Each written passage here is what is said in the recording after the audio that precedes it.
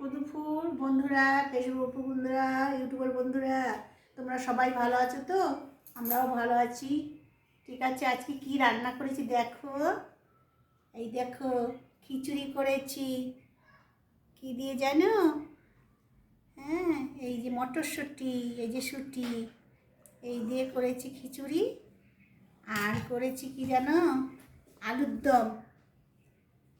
হ্যাঁ, আর দেখো পকোড়া করেছি।